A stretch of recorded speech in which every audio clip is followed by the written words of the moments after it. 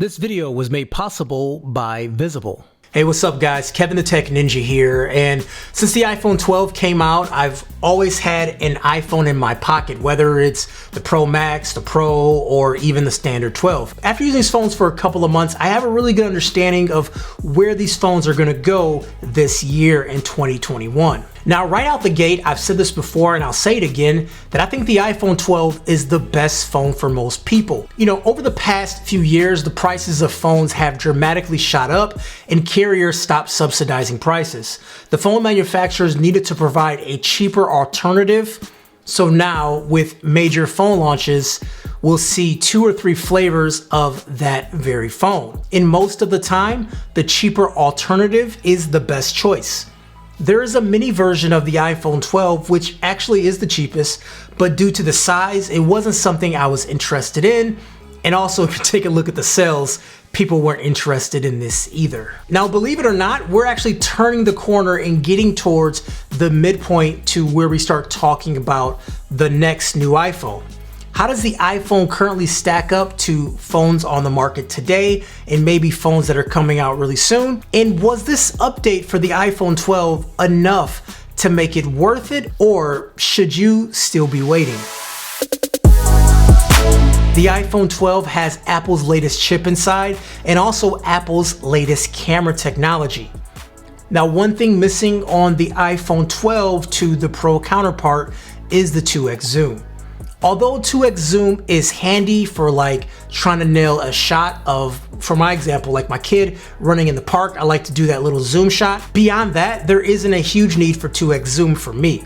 Now, what is nice is the wide angle lens, and then you have the ultra wide angle lens, which both phones have. The camera has seen a huge upgrade over the past few years, and I think that's mostly due to software. You have dynamic range, night mode, and also portrait shots.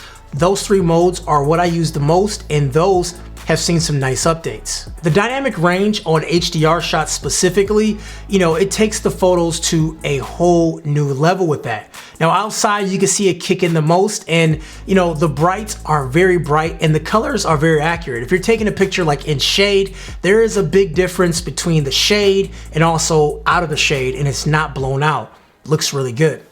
I find that video mode is just as good with solid stabilization, and audio sounds fantastic too. You can even do HDR on video, but that's a mode I recommend turning on and off as you need it. Overall, I do think this camera is very good and I don't have major complaints with it. Do I see it getting better next year? Without major hardware changes, I don't see it getting that much better. You know, I find for me that Apple's ecosystem is much more robust as far as devices and compatibility.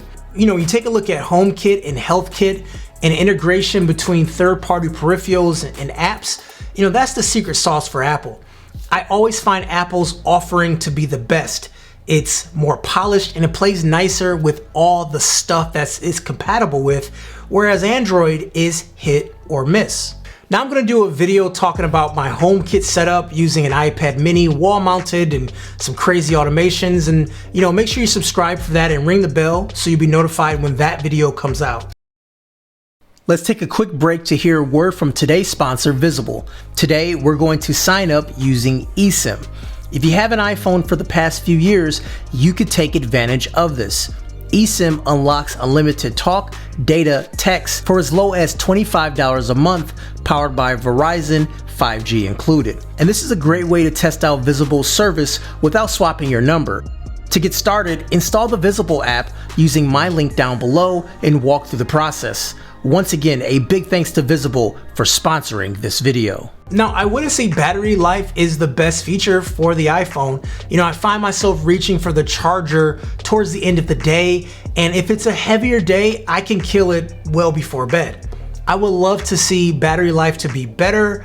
You know, fast charging helps with battery life, obviously, but I still want battery life to, you know, go to the next level as far as lasting all day no matter how often I use the phone, because its competitors can do that now.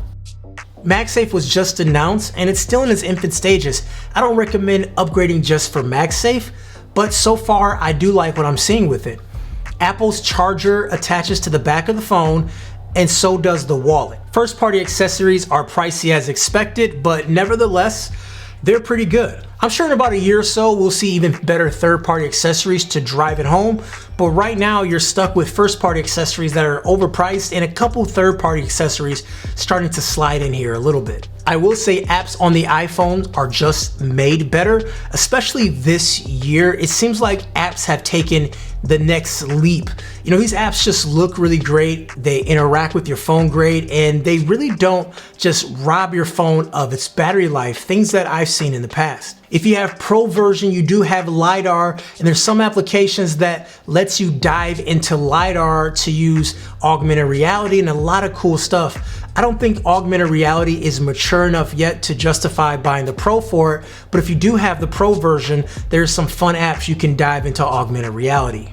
Now, if I'm a person that has to use one device and not talking about, you know, compatibility with other devices or using multiple devices in one ecosystem, then an iPhone would not be my choice. But the reason I like using an iPhone, because I use a Mac computer, an iPad, and everything just syncs together, AirDrop, and all these things that you hear people talk about.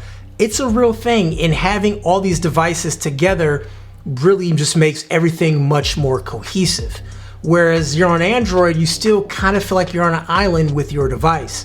They're working on ways to getting everything together, but right now, Apple does it the best. And this is no different with the iPhone 12 versus any other iPhone as well. You know, the iPhone 12 nails a lot of things, and there are definitely some missed opportunities in mainly the screen. So don't get me wrong, the screen on the iPhone looks really good. Dolby HDR is fantastic, and the screen is very bright, and it's even viewable outside. You know, newer phones, even budget phones, are doing this thing called high refresh rate displays, which means the screen is just faster, and overall it gives a smoother appearance. Now this phone doesn't have it, and it's actually a big disappointment. And you're seeing cheaper manufacturers are putting that on phones, whereas, you know, you can have an iPhone up to $1,500 and it doesn't have this feature. And then other cameras, mainly the Galaxy S21, has up to a 30x zoom with no image loss, whereas the iPhone can't come anywhere close to that. And also battery life. The Max has fantastic battery life, but the 12 Pro and regular battery life is nothing to be excited about. Once again, towards the end of the day, I'm reaching for that charger.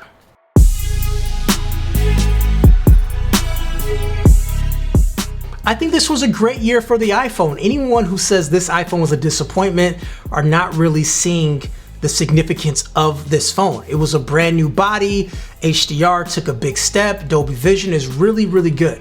But there were missed opportunities, and I think Apple is due for a decent upgrade in one of these departments. If Apple can get a high refresh screen rate and a bump to battery life, this will be enough to justify an upgrade. Processor, performance, camera is not the issue at all. If those don't change at all, it's not a big deal.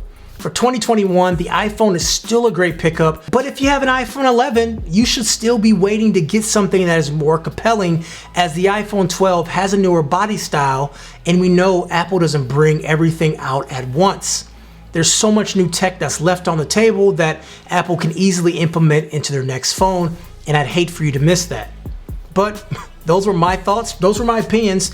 I want to hear what yours are. My name is Kevin the Tech Ninja. Give me a thumbs up, hit subscribe, and I'll talk to you guys later.